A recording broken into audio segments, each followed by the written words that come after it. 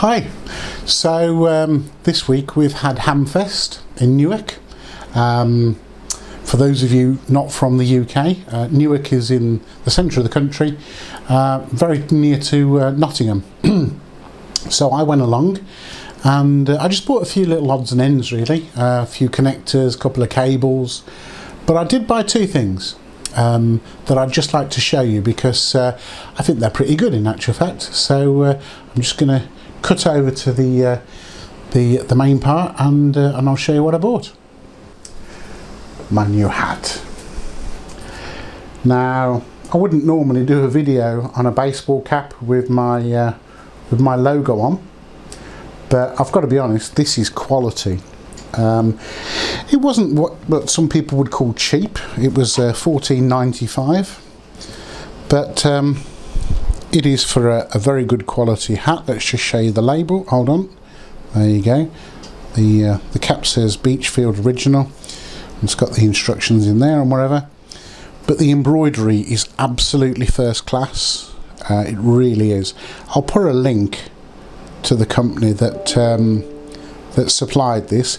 It's the same company that makes these, and they do them from all different types of radios and amplifiers and tuners, and I'll put a link to their website. I had a good chat with the guy. Him and his wife own the company. It's just a small company, and I believe in promoting companies that do a good job. So the second thing that I want to show you is this. Let's just zoom in on it. Can you see it yet? Can you see it? Do you know what it is? Hold on, that was a very, very bad Rolf Harris impression. There you go. So I was having some problems with my my SWR power meter. I thought I was having problems. It proves, well, it so transpires that I wasn't, but anyway, it was a good excuse to buy a nice new one. So this one, and I'll put a link up to this as well, it does both HF and also VHF. What range does it go from? It goes from 1.6 megahertz all the way to 525 megahertz, and it's capable of 200 watts. It's a Nissei, Nissei, DG503. And one of the things I like about this is literally when you key the mic up, it gives you your forward power, your reflected power, and your SWR. So without further ado, I'll just give you a little bit of a sample of this. Let me just first of all turn the flex off, because when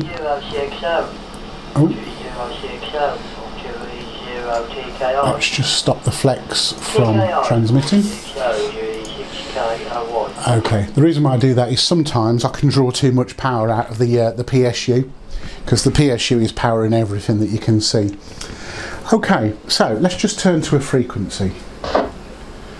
Let's just choose a frequency where nobody's at. Okay, so the amplifier's not on. The amplifier is sitting on top of, there you go, on top of the power supply. I'll just zoom out, you can see what's going on. Okay, so let me just check I've got the right antennas switched over. I don't want to be transmitting into a length of coax. Yes, I have. Okay, so this is the 991. This is barefoot, so this is 6 watts. There you go, 5 watts. So it'll be interesting to see. The radio literally is saying it's putting out 5 watts. It'll be interesting to see what the meter says. This is going into a Diamond X 510. So let's see what happens. Mic 0, X-ray, mic X-ray. Is this frequency clear, please? You see there, it holds it for a couple of seconds afterwards. Let's try it again. Mic 0, X-ray, mic X-ray. Is this frequency clear, please? Okay. So you see we've got a good SWR, and it's putting out, well, it says 3.94 watts, I think. Mic 0, X-ray, mic X-ray, performing tests on 145.3375. M0XMX, performing tests. Okay, so there's a little test of it barefoot, 5 watts. Let's turn the power up. This is 15 watts. Mic 0, X-ray, mic X-ray, performing tests. M0XMX, performing tests. And 20 watts. Mic 0, X-ray, mic X-ray, performing tests. M0XMX.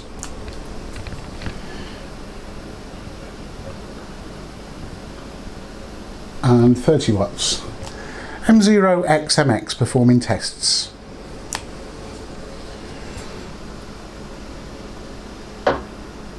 $40 watts, M0XMX, performing tests. And last but not least, 50 watts, mic 0, X-ray, mic X-ray, performing tests. Okay, so now if we put it down to around about 15 watts, then we can switch the amp on, because we can't overdrive the amp. It's in FM mode as opposed to AM mode, and it's going to key up using RF sensing rather than a PTT trigger. The PTT trigger is plugged into the flex. Let's try this. Okay, bit more power. 20 watts. Mic 0, X-ray, mic X-ray, performing tests. M0XMX, performing tests. There you go. So it's looking pretty good. I'm happy with it. The thing that I didn't cover in actual fact is, and I won't use this feature for the simple fact that I run a Flex 5000 that has 2 HF antenna ports. So the HF antennas plug straight into the back of the Flex. So let me just turn that down. So if I only had one feeder, one antenna, then I could connect both a HF antenna and a VHF antenna simultaneously with 2 patch leads going into my radio. It would work well if I was using it for the 991, for instance. In fact, that's a thought. I might even try that. And then using the switch on the top, there's actually a switch here that goes between VHF and UHF. So literally that same SWR power meter can be used for both, well, for all bands. So I'll just give it a quick zoom in so you can actually see the front of it. It's a very nice, neat unit, to be honest. I'll just go around the side. Sorry for the jerky video. There you go.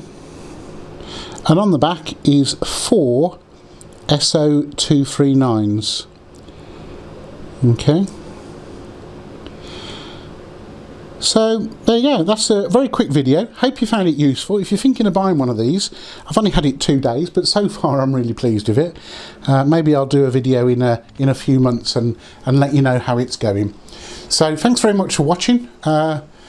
Speak to you soon, and if you liked this, please feel free, like and subscribe to it, and then you'll get notified of any future videos. Take care for now, and carry on enjoying radio. Bye bye.